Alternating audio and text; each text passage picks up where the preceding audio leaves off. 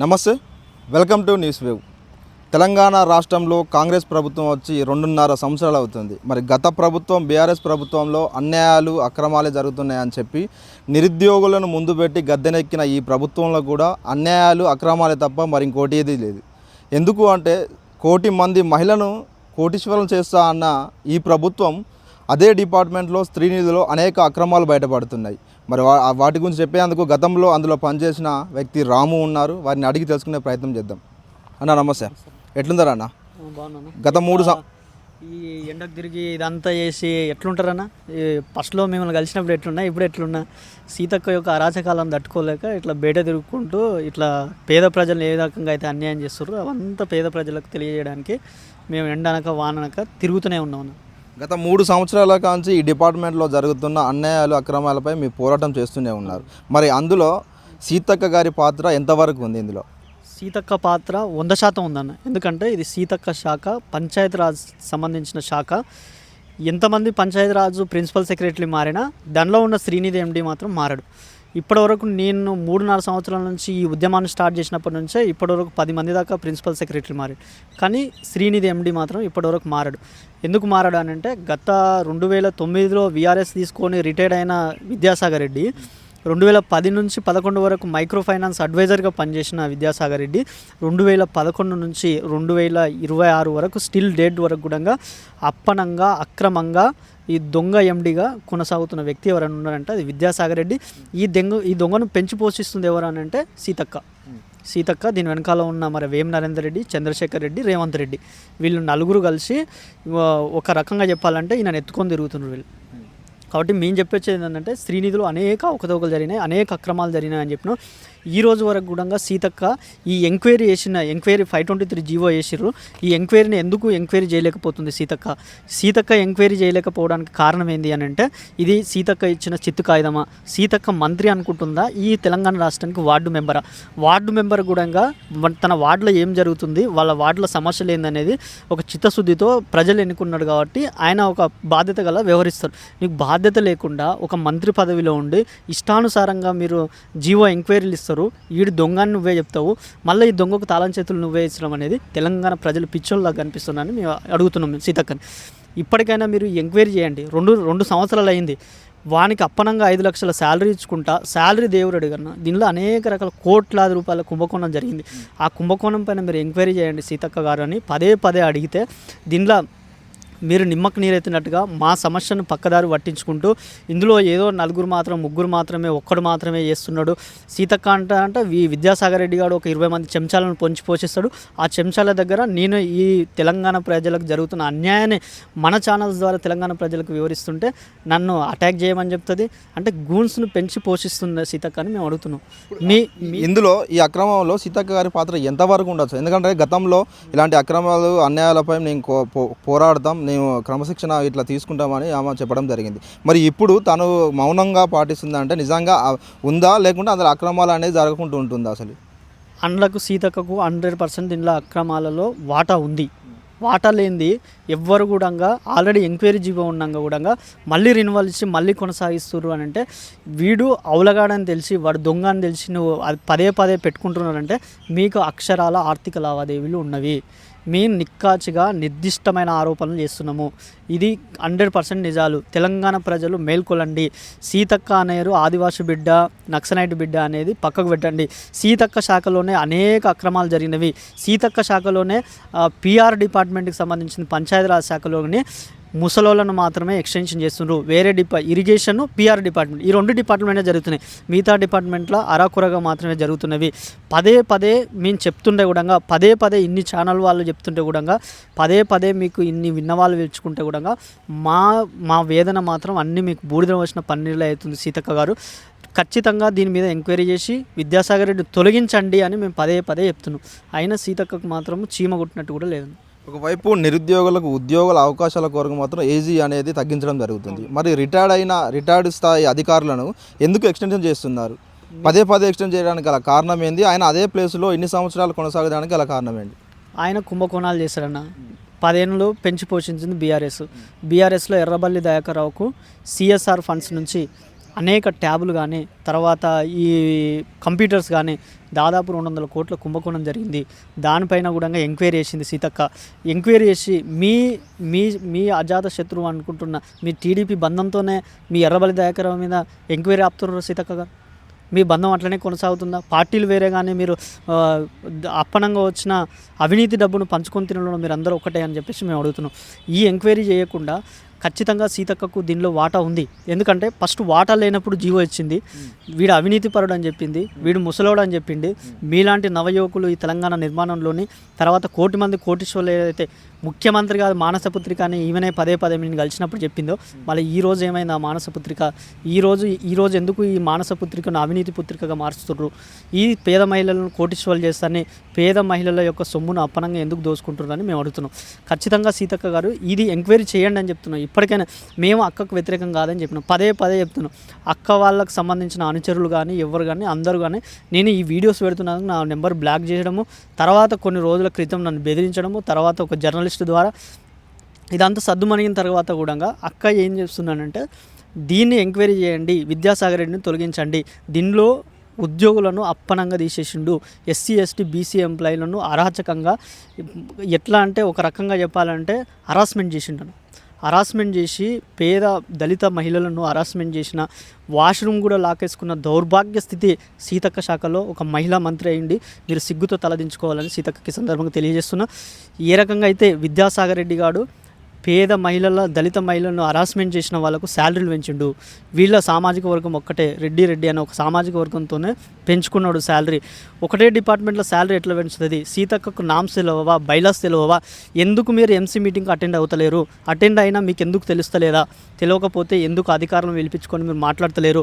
మీ శాఖ బాధ్యత కాదా అని నేను అడుగుతున్నాను. ఇప్పుడు మొన్నటి వరకు అంగన్వాడీలకు ఇచ్చే మొబైల్స్లో కూడా అక్రమం జరిగింది అనేది బయటికి రావడం జరిగింది. ఇది ఎంతవరకు వాస్తవం? అది 100% వాస్తవమే ఉందన్న. ఎందుకంటే లాస్ట్ బీఆర్ఎస్ వాళ్ళు చేసిర్రు. అక్క ఈ విషయం నువ్వు దీని మీద పర్యవేక్షణ లేదు అక్కకి. మీరు శ్రీనిధిలో చేసిన భాగవతం ఏంటంటే తిప్పికొట్టాలి కదా, తిప్పికొట్టదు. ఎందుకంటే వాళ్ళు ఇచ్చే ఫోన్లు కూడా ఖచ్చితంగా ఏంటంటే అరాకొరనే ఉంటాయన్న. వీళ్ళు ఇచ్చే ఫోన్లు ఏంటంటే 10 రోజులు పనిచేస్తాయి, 10 రోజులు బంద్ చేయవు, నెట్ రాదు, చక్కగా రాదు. మేము పనిచేసిన ఎంప్లాయీస్గా మాకు తెలుసు అన్నీ. ఆమె ఇచ్చిన బల్క్లో 11,000 అది 6,000 కంటే ఎక్కువ రావు. దానిలో 100% స్కామ్ జరిగింది. స్కామ్ జరిగిందని చెప్పేసి మీరు చెప్పులతో అనుకుంటారా, లేకపోతే గుత్పలు తీసుకుంది అనుకుంటారా, తనుకోండి. కానీ పేద ప్రజలకు రావాల్సిన న్యాయాన్ని మాత్రం మీరు చేయాలి. ఇప్పుడు ఈ ఎంక్వైరీ చేస్తే బీఆర్ఎస్ భాగవతం అంతా బయటకు వస్తుంది కదా, నువ్వెందుకు చేస్తలేవు అంటే నీకు దీనిలో వాటా ఉంది కాబట్టి చేస్తలేవు. కాబట్టి సీతక్కకు మేమేం చెప్తున్నాం అంటే బీఆర్ఎస్ను కార్నర్ చేయాలన్నా ఇది ఎంక్వైరీ చేయండి, ఈ 523 ఎంక్వైరీ చేయండి. దీనిలో 40,000 ట్యాబులు తీసుకున్నారు. ఒక్కొక్క ట్యాబు ఇది 2G ట్యాబ్, మళ్ళీ 5-6 కంటే ఎక్కువ ఉన్నదన్న. 22,500 ట్యాబులు పేద మహిళలు పొట్టగొట్టిర్రు. మీకు అప్పుడు కనిపిస్తలేదా సీతక్క? మీరు ఈరోజు మీ మీద అబాండాలు మోస్తున్నారు అనేది ఆధారాలతో సహా చూపెడుతున్నారు వాళ్ళు. మీరెందుకు చెప్పు తీసుకుందంతావు, అది తీసుకుందంతావు అని చెప్పేసి పెద్ద మాటలు మాట్లాడుతున్నావు. మళ్ళీ ఇన్నేక అక్రమాలు చేసిన ఎర్రబల్లి దయాకర్, విద్యాసాగర్ రెడ్డి, నువ్వు ఎందుకు ఏ చెప్పు తీసుకుందంటలేవు? మీకు చెప్పులు కనిపిస్తలేవా? మీరు చెప్పులు వేసుకుంటలేరా అని మేము అడుగుతున్నాం. కాబట్టి నేను చెప్పొచ్చేది ఏంటంటే తెలంగాణ పేద మహిళల సొమ్మును మీరు అప్పనంగా దోచుకుంటున్నారు. రాబోయే రోజుల్లో మాత్రం ఈ పేద మహిళలను ఏకం చేస్తాం. అలాగే నిరుద్యోగులకు ఏ రకంగా అయితే 34 ఏజ్ తగ్గించి మీరు ఈ 74 ఏళ్ళ విద్యాసాగర్ రెడ్డిని పెంచి పోషిస్తూ ఆ 70 ఏళ్ళు దాటిన వాళ్ళకి అందరికీ ఎక్స్టెన్షన్ ఇచ్చుకుంటూ పోతే మా సామాజిక వర్గాన్ని మేము పెంచి పోషించుకుంటాం అంటే తెలంగాణ ప్రజలు ఇక్కడ పిచ్చోళ్ళుగా లేరు. ఖచ్చితంగా దీన్ని ప్రతిఘటిస్తారు. మళ్ళీ అది కూడా ఒకటే సామాజిక వర్గానికి ఈ ఎక్స్టెన్షన్ ఇవ్వడం అనేది తెలంగాణ ప్రజలు గమనిస్తున్నారు. ఒకటే సామాజికం ద్వారా ఏ ప్రభుత్వం ఏర్పడదు. ప్రజాస్వామ్యంలో కుల మత భేద అన్ని వర్గాల వాళ్ళు ఓట్లేస్తేనే ఈరోజు సీఎం అయినారు ముఖ్యమంత్రి గారు. ఈరోజు ఈ ట్యూబ్ల ద్వారా ఈ ట్యూబ్లని నేను అంటలేను, సీతక్కను, ఈ ట్యూబ్ల ద్వారా సీతక్కను అనేక రకాలుగా ఇబ్బందులు పెడుతున్నామంట, మేము తిట్టిస్తున్నామనంట. ఇదే ట్యూబ్ల వల్ల అక్క మినిస్టర్ అయింది. ఈమె మూటలు మోయడము.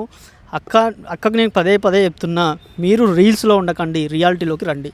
మేము పదే చెప్తున్నాం. రీల్స్ చేసి ఏదో పోస్ట్ చేసి పేద ప్రజలను నేను ఏదో ఉద్ధరిస్తున్నట్టు మాత్రము రీల్స్లో చేయకండి, రియాలిటీలో చేయండి. మీకు అంత చిత్తశుద్ధి ఉంటే ములుగులో కూడా అనేక రకమైన పేద మహిళలకు ఈ శ్రేణిలో డబ్బులు కట్టినరు. వీళ్ళు 1,03,000 రూపాయలు ఎందుకు ఎక్స్ట్రా కట్టించుకుంటున్నారు? మీరు ఏ రోజైనా రివ్యూ పెట్టిరా? ఏ రోజైనా వడ్డీ లేని రుణాలు వచ్చినామని చెప్పేసి ఏ రోజైనా పేద ప్రజలను పిలిపించుకొని మాట్లాడిరా, లేదా ఈ రకంగా మేము ఇన్ని రకాల ఆరోపణలు చేస్తున్నాం, ఇన్ని రకాల ఆధారాలు పట్టుకొని చెప్పేసి ఇన్ని చేస్తున్నాము, ఏమైందని చెప్పేసి ఒక్కరోజున మమ్మల్ని పిలిపించినరా, మాట్లాడారు. ఎందుకంటే మీకు వాటా ఉంది కాబట్టి మేము పర్సనల్ గర్జుతోనే చేస్తలేము. ఇది పర్సనల్గా మా జాబులు పోయినా కూడా మా సొంత తమ్ముడు సొంత అక్క అనుకొని చెప్పేసి మా అక్కతో కాదని చెప్పేసి కోర్టులకు వెళ్ళినాం కూడా, మా సొంత డబ్బులు ఖర్చు పెట్టుకొని వెళ్ళినాం. మిమ్మల్ని మినిస్టర్ చేసుకున్నందుకు మా దౌర్భాగ్య స్థితిగా ఈరోజు రోడ్ల మీద తిరుగుతున్నాము. కాబట్టి సీతక్కకు నేను చెప్పేది ఏంటంటే ఇది ఎంక్వైరీ చేయండి. నెక్స్ట్ దినంలో నోటిఫికేషన్ వచ్చింది, నోటిఫికేషన్ ఇచ్చిన మేము నోటిఫికేషన్కి వ్యతిరేకంగా నోటిఫికేషన్ కూడా రావడం జరిగింది. అసలు ఆ నోటిఫికేషన్ ఇష్యూ ఏంటి? ఈ నోటిఫికేషన్ సీతక్క 10 పోస్టులు పంచుకుంటుందన్నా, విద్యాసాగర్ రెడ్డి 10 పోస్టులు పంచుకుంటాడు. వీనికి రినివల్ రావాలి. గత 4 సంవత్సరాల నుంచి లేని నోటిఫికేషను నెల రోజులు రినివల్ ఉన్నాక నోటిఫికేషన్ ఎందుకు ఇస్తారు? ఈ నెల రోజులు ఆగితే వీడు పోయిన తర్వాత కూడా ఏదైతే ఎంప్లాయీస్ ఉన్నారో వాళ్ళందరికీ ప్రమోషన్లు ఇచ్చి కింది స్థాయిలో ఉన్న వాళ్ళు కూడా ప్రమోషన్లు ఇస్తే కొంచెం ఉత్సాహంగా పనిచేస్తారు. ఈ తెలంగాణ ఆత్మనిర్మాణంలో, ఈ తెలంగాణ పునర్నిర్మాణంలో భాగస్వాములు అవుతారు. మీరు పదే గవర్నమెంట్ 10 ఏళ్ళు పరిపాలించింది, ఉమ్మడి గవర్నమెంట్లో కూడా ప్రమోషన్లు లేవు, ఉద్యోగాలు అరిగోసపడుతున్నారని మీరే మేనిఫెస్టోలో పెట్టిర్రు, మీరే అన్నీ చేసిర్రు.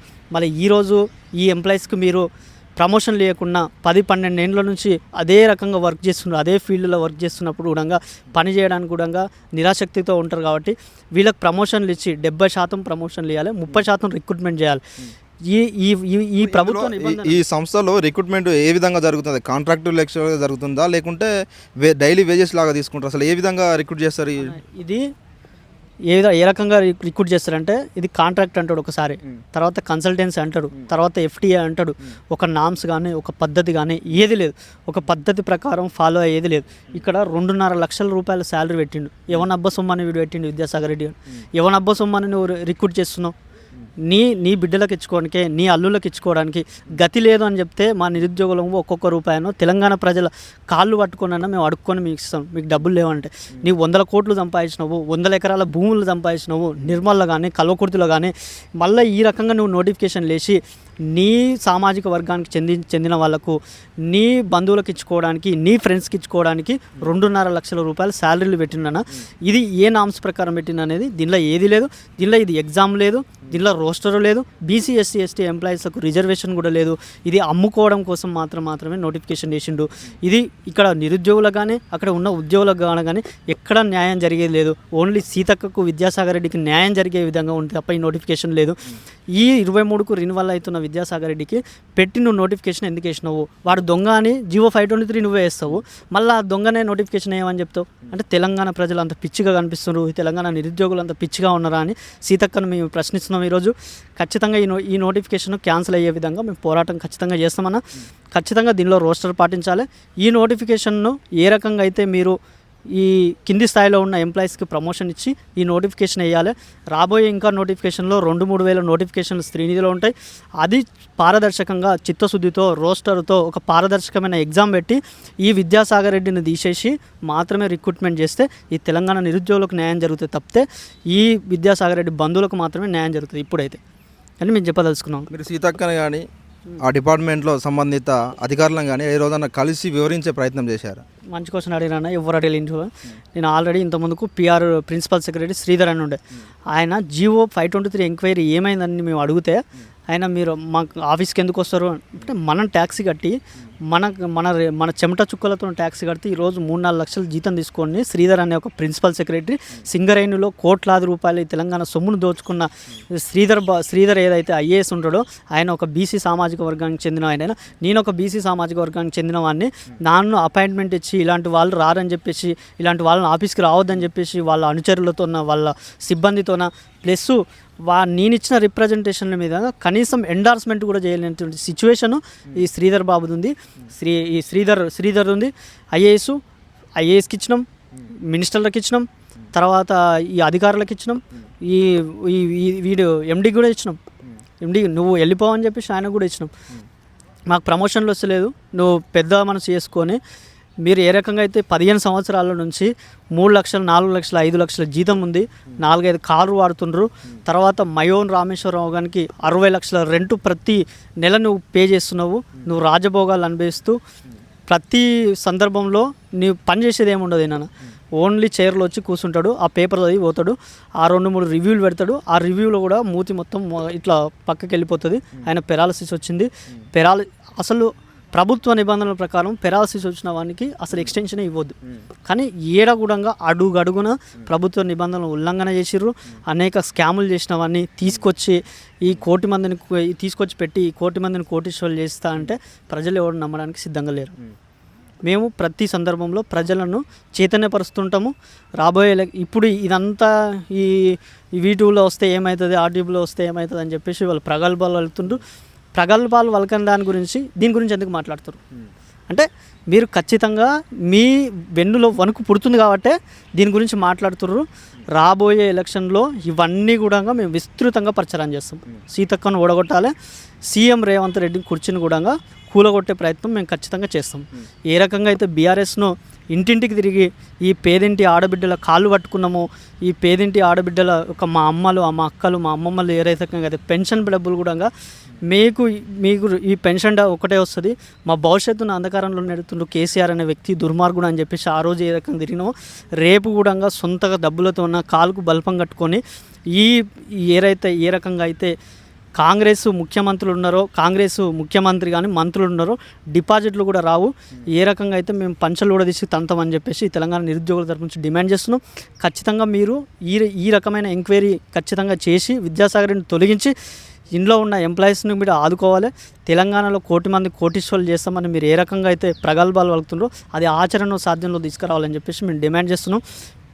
పేద మహిళలకు చెందాల్సిన వడ్డీ లేని రుణాలు ఇప్పటివరకు రాలేదన్న సీతక్క ఇప్పటివరకు ఈరోజు వెలుగు పేపర్లు ఇచ్చిండు. 10 లక్షలకు వడ్డీ లేని రుణాలు ఉన్న 5 లక్షలకే నీ వడ్డీ లేని రుణాలు ఎన్ని ఇచ్చినావో బహిరంగంగా చెప్పాలి, శ్వేతపత్రం రిలీజ్ చేయాలి. మేము వస్తాం, నేను అమరవీరుల స్తూపం దగ్గరికి వస్తా, ఈ తెలంగాణ ఆడబిడ్డలకు ఒక్క వడ్డీ లేని రుణాలు ఇచ్చినట్టు నువ్వు నిరూపిస్తే నేను ముక్కు నెలకు రాస్తా అని చెప్పేసి సీతక్క తమ్మునిగా నేను చెప్తున్నా. ఆమెకు చిత్తశుద్ధి ఉంటే శ్వేతపత్రం రిలీజ్ చేయమని చెప్పండి. కేటీఆర్ గారు అసెంబ్లీలో మాట్లాడి 50,000 కోట్ల రుణాలు ఇచ్చినామన్నాడు. ఈరోజు 60,000 కోట్ల రుణాలు ఎవరైనా ఇస్తారు. గత గవర్నమెంట్ ఇచ్చింది, ఈ గవర్నమెంట్ ఇచ్చింది, రేపు రాబోయే ఇంకో గవర్నమెంట్ కూడా ఇస్తుంది. వడ్డీ లేని రుణాలు ఎవరైనా ఇస్తారు. కానీ వడ్డీలు తీసుకున్న మహిళలకు నువ్వు పావుల వడ్డీ ఎప్పుడు ఇస్తావు? అది మేము అడుగుతుంది ఇక్కడ. కేటీఆర్కు సిద్ధశుద్ధి ఉంటే ఈ క్వశ్చన్ కదా అడగాల్సింది. ఇది అడగకుండా మీరు అది ఇచ్చిర్రు ఇది ఇచ్చిండ్రు అని శ్రీనిధి గురించి ఇంత ఫైట్ చేస్తుంటే కూడా కేటీఆర్ నోటి నుంచి ఒక్క మాట రాలేదు అంటే వీళ్ళందరూ పేద ప్రజల పొట్టగొట్టి ఏ రకంగా అయితే డబ్బులు దండుకోవాలనుకుంటున్నారో, డబ్బులు దండుకునే కాడ అవినీతి దగ్గర, భూములు వంచుకునే దగ్గర అందరూ బీఆర్ఎస్, బీజేపీ, కాంగ్రెస్ అందరూ ఒకటే అని మేము సందర్భంగా డిమాండ్ చేస్తున్నాం. అంటే గతంలో కూడా ఈ అధికారి వాళ్ళ పాలనలో కూడా ఉన్నాడు కాబట్టి వాళ్ళు ఏం మాట్లాడగల పరిస్థితి మరి ఇప్పుడు ఈ సంస్థపై మీరు ఆర్టీఐ వేసినట్టుగా అదే ఆర్టీఐ ఇన్ఫర్మేషన్ కూడా ఇన్కరెక్ట్గా మీకు అందించినట్టుగా కొంత సమాచారం, అది ఎంతవరకు వాస్తవం? 100% వాస్తవనా? ఇదే ఆర్టీఐలో ఎంసీ మీటింగ్ సంబంధించి ఎంసీ మీటింగ్ అన్న ఒక నిమిషం, ఎంసీ మీటింగ్ ఇది 48th ఎంసీ మీటింగ్, ఇది 49th ఎంసీ మీటింగ్ ఇప్పటివరకు బయటికి రాలేదన్న. ఇది కూడా బయటికి రాలేదు. ఇది కూడా ఏదో ఒక రకంగా మేము సంపాదించినాము. అయితే ఈ సంబంధించిన ఎంసీ మీటింగులు, దీనికి సంబంధించినవన్నీ లావాదేవీలు కానీ ఏ రకంగా మీరు రాబోయే 3 నెలల్లో ఖర్చు చేస్తారు, తర్వాత ఏ రకంగా ఎంప్లాయీస్కి బెనిఫిట్ చేస్తారు, ఏ రకంగా పేద మహిళలను కోటీశ్వరులు చేస్తారు అనేది తదితర అన్ని విషయాలు దీనిలో పొందుపరిచిన మీరు ఎందుకు ఇంత చిత్తశుద్ధి లేకుండా ఈ రోజు వరకు కూడా ఈ ఎంసీ మీటింగ్ అనేది వెబ్సైట్లో ఉండదన్న. మీరు అంత చిత్తశుద్ధిగా ఉంటే, అంత పారదర్శక పాలన మీరు చేస్తుంటే ఎందుకు వెబ్సైట్లో ఉండదు? ఎందుకు పారదర్శకంగా తెరిచిన పుస్తకంగా ఈ తెలంగాణ ప్రజల ముందర ఎందుకు పెడతలేరని మేము అడుగుతున్నాం. మీరు ఏ రకంగా అయితే ఈ విద్యాసాగర్ రెడ్డి ఈ ఎంసీ మీటింగ్ మేము ఆర్టీఐ అడిగినాం, ఆర్టీఐ అడిగితే మాకు సెక్షన్ 81 కింద వస్తుంది, ఇది వ్యక్తిగత గోప్యతకు సంబంధించిన విషయము, ఈ సంబంధించిన ఇన్స్టిట్యూట్ వివరాలు తీసుకొని పోయి ప్రైవేటు వ్యక్తులు దారాదత్తం చేస్తారనేది ఈయన ప్రగల్భాలు వలుకుతున్నాడు. ప్రైవేటు వ్యక్తులకు దారాదత్తం అవుతుంది అని చెప్పేసి నేనే దోచుకోవాలి. ప్రైవేటు వ్యక్తులకు ఎవ్వరికి దారాదత్తం కాదన్న. ప్రైవేటు సంస్థలే ప్రతి ఇయర్ ఆడిట్ అనేది వెబ్సైట్లో ఉంచుతున్నావు, నువ్వెందుకు ఉంచట్లేదు? అంటే నీ లోపల పారదర్శకత లోపించింది. 100% సీతక్క, విద్యాసాగర్ రెడ్డి కలిసి కుమ్మక్కయ్యి ఈ తెలంగాణ ఆడబిడ్డల సొమ్మును దోచుకోవడానికి మాత్రమే ఆర్టీఎల్ కానీ ఈ రకంగా ఎంసీ మీటింగ్లు కానీ ఏవి కానీ మీరు ఇవ్వట్లేదు. తెలంగాణ ప్రజల ఆత్మాభిమానం ఏవైతే కించపరుస్తున్నారో మీరు ఈ రకంగా మేము తెలంగాణ ప్రజల ముందులో పెడతాం. ఇది ఖచ్చితంగా ఇది 48th కానీ 49th రాదు, రేపు రాదు, కనీసం పని చేస్తున్న ఎంప్లాయీస్ కూడా ఈ ఎంప్లాయీస్లో నోటిఫికేషన్ వచ్చింది తెలియదు, రిక్రూట్మెంట్ జరుగుతుందో తెలియదు, ఎగ్జామ్ ఉందా లేదా తెలియదు, అసలు రేపు ఏ పాలసీ వస్తుందో కూడా తెలియని దుస్థితిలో అరాచక పాలనలో నిరుద్యోగులు కానీ ఉద్యోగులు కానీ కొనసాగుతున్నారు. ఓకే, అది ఒకవైపు ఈ రాష్ట్రంలో నిరుద్యోగులకు వయోపరిమితాన్ని తగ్గించడం జరిగింది. మరి రిటైర్డ్ స్థాయి అధికారులకు ఎక్స్టెంట్ మీలా ఎక్స్టెంట్ ఇవ్వడం జరుగుతుంది. మరి దేనికోసం? మీ ప్రయోజనాల కోసమేనా? ఈ రాష్ట్రంలో సీతక్క గారు అంటే అంతో ఇంతో ఈ రాష్ట్ర మహిళలందరికీ అభిమానం ఉంది. మరి నిజంగా మీరు మీ ప్రమేయం ఇందులో లేకపోతే మీరు నిజ నిర్ధారణ చేయండి. మీ ప్రమేయం ఏం లేకపోతే మీరు ఏం అక్రమాలు చేయకపోతే మీరు బయట పెట్టండి. ఎందుకు ఎక్స్టెన్షన్ ఇస్తున్నారు వారికి? నిజంగా దీని మీద ఒక కమిటీ వేయండి. మీ ఆధ్వర్యంలోనే ఉంది కదా. మీరు ఏ తప్పు చేయకపోతే దీని మీద మీరు ఒక నిజ నిర్ధారణ కమిటీ చేసి నిజమేంటి అబద్ధం ఏంటంటే ప్రజలకు తెలిపే ప్రయత్నం చేయండి. 3 సంవత్సరాల కాడ నుంచి ఆల్రెడీ మీరు ఒక జియో కూడా వేయడం జరిగింది కదా. ఇదే వ్యక్తి 3 సంవత్సరాల నుంచి మీకు చెప్పడం జరిగింది. గత 2 సంవత్సరాల నుంచి కూడా మీ దగ్గరికి రావడం జరుగుతుంది కదా. మీరు ఏ అక్రమాలు చేయకపోతే మీరే నిజాలు ఏంటిదని బయట పెట్టే ప్రయత్నం చేయండి.